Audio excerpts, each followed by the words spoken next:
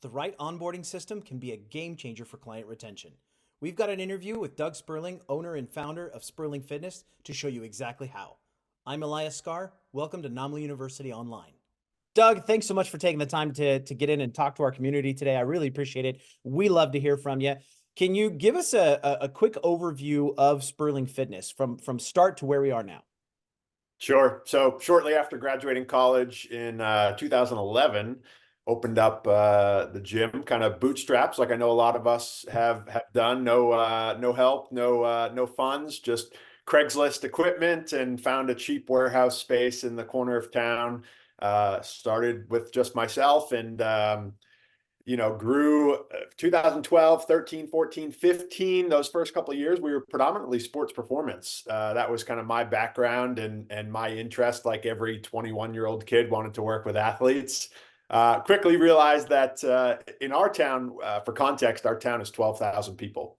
And so out of those 12,000, there's not too many athletes. And the athletes that are there, is not going to certainly sustain a sports performance business long term. So we made a hard pivot in 2015 to working with, Susie, who's 50 plus and has several injuries, and really down the 50 plus.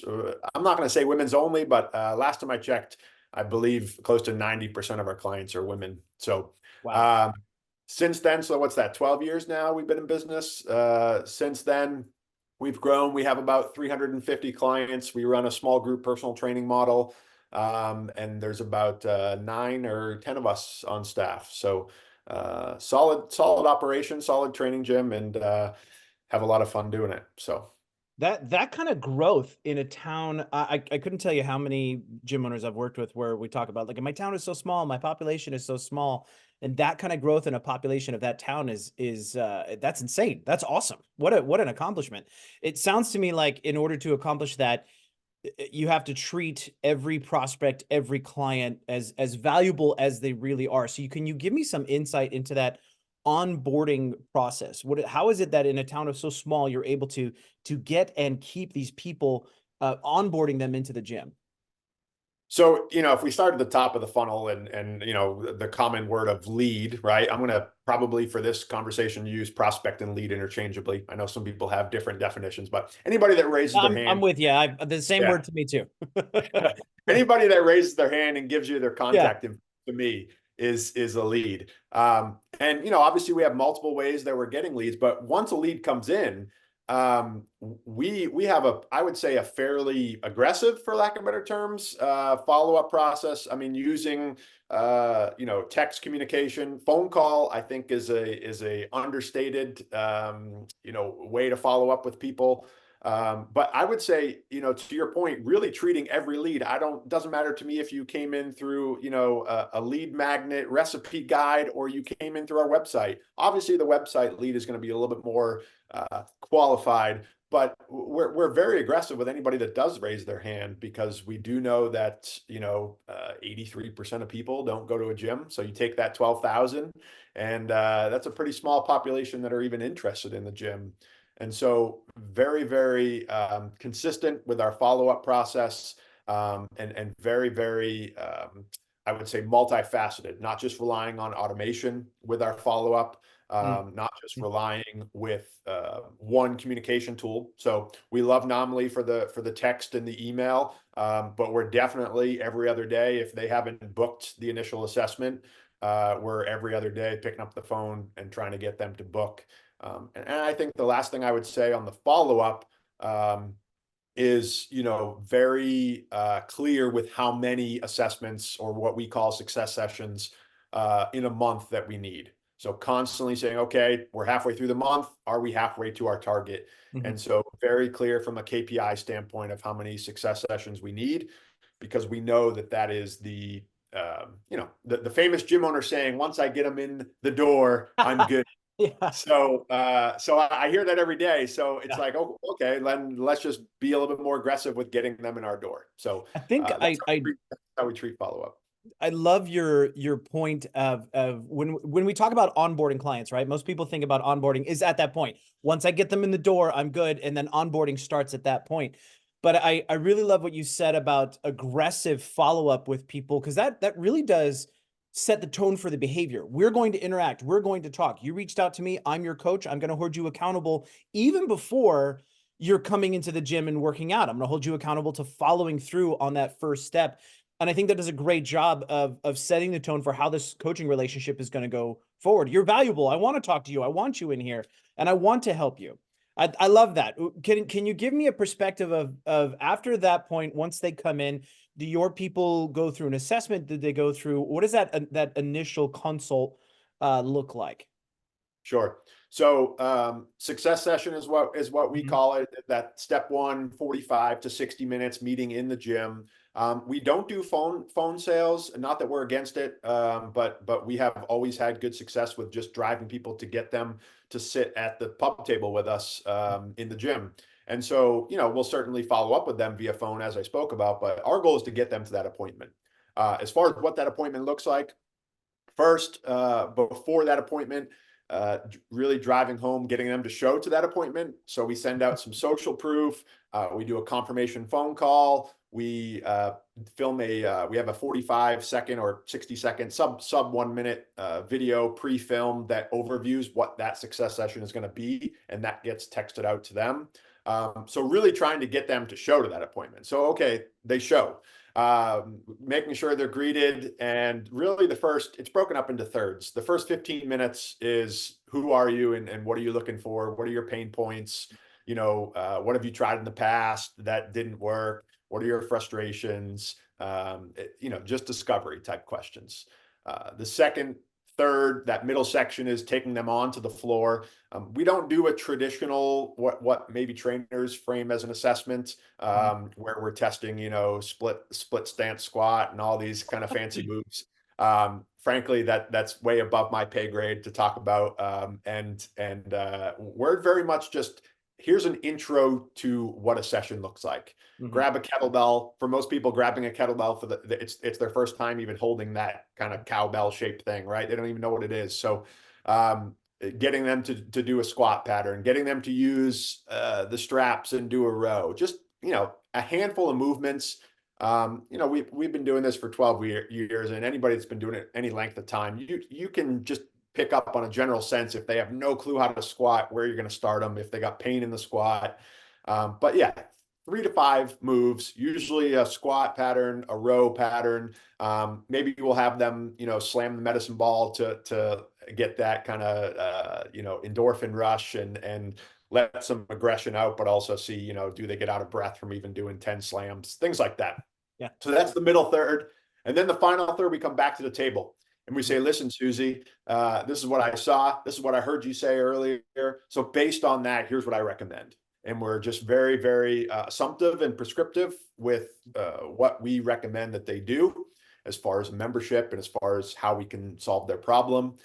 That is when we talk about how our solution solves their problem. We try to deflect anything in those first 2/3 about us. The first 2/3 is very heavy on them. If they ask, how things work or anything like that, we try to not ignore it, but deflect it and move it. Say, let's make sure I fully understand you first.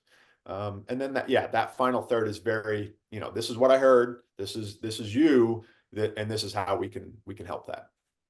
I like the word prescriptive, as far as really getting to, like you said, you don't need to, I love the idea that we don't have to do all this super complicated, long physical assessment when you've really been doing it long enough that you can see what somebody really needs. You can take their goals, what it is they want to accomplish, and then give that prescription, give that professional recommendation, because they're looking for a guide, really leading the way. And I think that's what most people are looking for. They're looking for some leadership, or they just go join the YMCA and do their own thing and do whatever they want. I like that your team takes the lead. When we get into the what I like to call the rest of the team, which would be our members, right? Looking at our members as, hey, you're all part of this. You're all part of this new person's journey as well. How do you get your people plugged into the community, into the Sperling community? Sure. So, after that first day, we hope they sign up, right? So they get signed up, and there's an onboarding that takes place that is a combination of automation and manual. So your automation is your logistical stuff that you don't want to forget to send them. that they need to be reminded of. You probably told them that on day one, but they need to be reminded of. So simple things like, hey, here's a link to our private Facebook group. Here's a link to our online community. Go ahead and join. And once you're in, please make a post to introduce yourself. Mm, So we don't offer any online training. Online training is not what we do, but we're very big on, what I call the other 165, which is the 165 hours our clients are not with us in the gym. And so they're on Facebook, at least my market is quite a bit. And so, being able to, people will grab a picture from their camera roll and do a little intro as to who they are. That just kind of connects digitally. Little things like that, I think, make a big difference. So that's one of our first initial milestones, is getting them into our private Facebook group, just because we find that, from a not in the gym connection, that's where so much is happening. Um, in the gym, some things that we do small group personal training, 6 to 1. And so when a client signs up for their first 2 sessions, which we sign them up for manually, then they do their own scheduling from there. But we kind of control those first couple workouts, and we schedule them. And what we do is, in our scheduling software, we have a kind of a test dummy client called new client, first name new, last name client. And what that does is that client is in that session, in that roster. So if you mm, picture 6 slots, Susie's on her first day, then there's Mary, Joe, and Mike, and then there's new client as a filler. That does a lot for the coach. They're mm, looking at the roster, and so they automatically know, boom, new client, because they see the new client filler. 2, it only allows us to have 5 clients in the session, because that new client's not an actual person, but it makes the session full. So only mm, 5 actual people can sign up. So a little bit better coaching, a little bit less mm. stressful for the coach the first couple of days. But then that also triggers the coach to, really cater and orchestrate that first couple sessions with the new client, so that they can have time to introduce them to the other clients that are in the gym.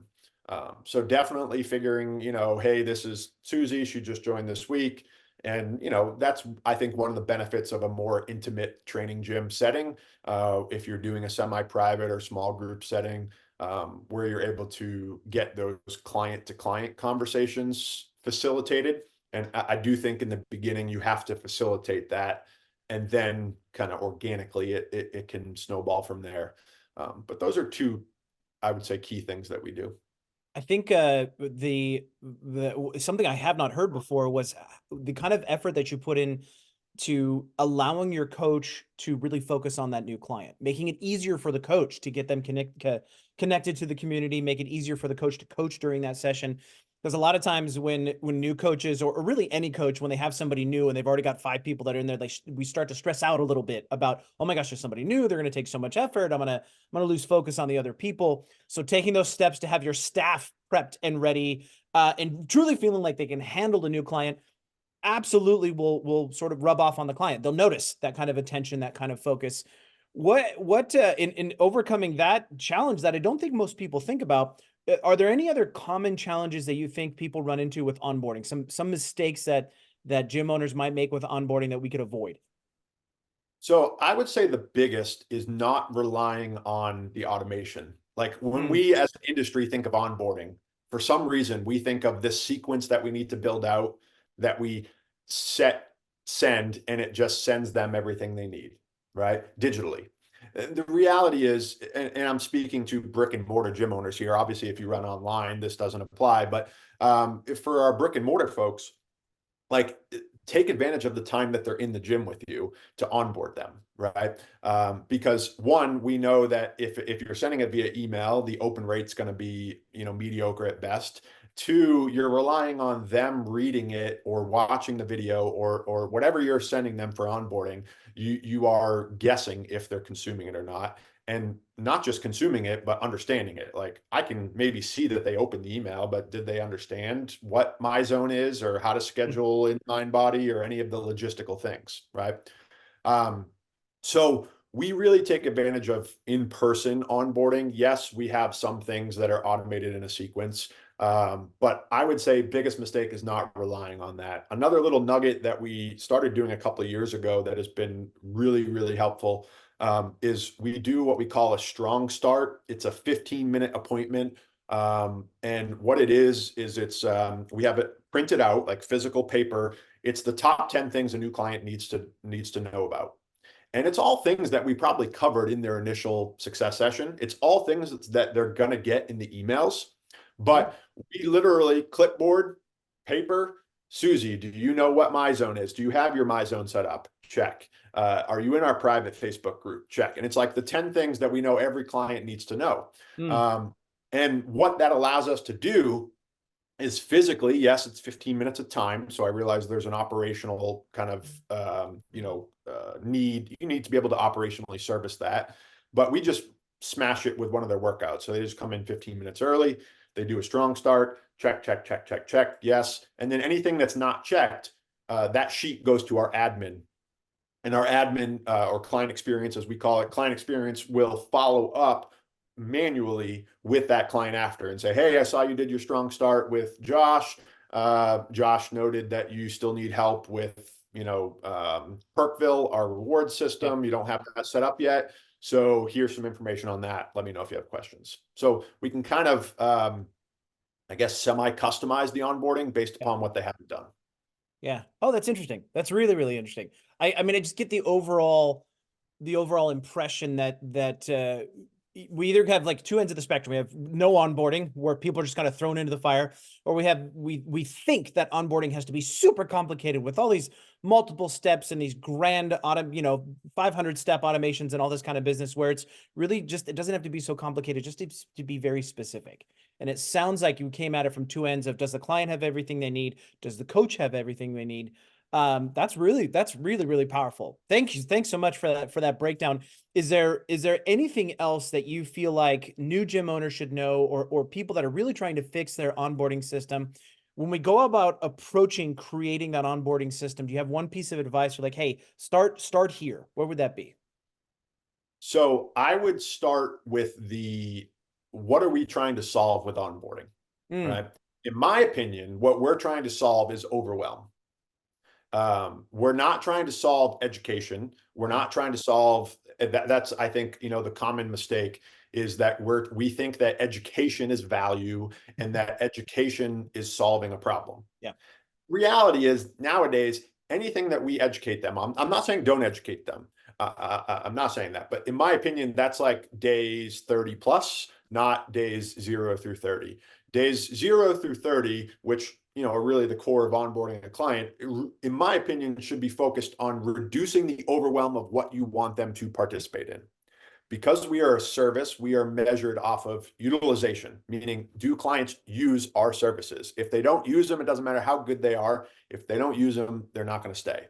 And so a strong onboarding is all about, are you utilizing everything that I want you to utilize? Mm, And can I walk you through that in the beginning very slowly so that you are not overwhelmed and feeling, biggest fear of humans, feeling stupid. We don't want you to feel stupid. We don't want you to feel overwhelmed. And so let's walk you through it. Let's spend a little bit extra time so that you are utilizing all that. Because the nice thing about our business is, for once they have the habit of utilizing those things, there's not a ton of back end work to mm. sustain that, right?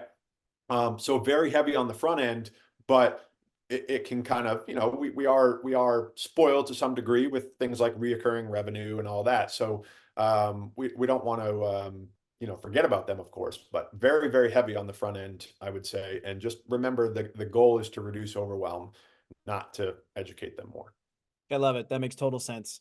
Doug, if people want to find more about how you help entrepreneurs and get some guidance from you, where should we send them? Where would people find more content like this? Sure. So social media, like many of you, is probably the best place.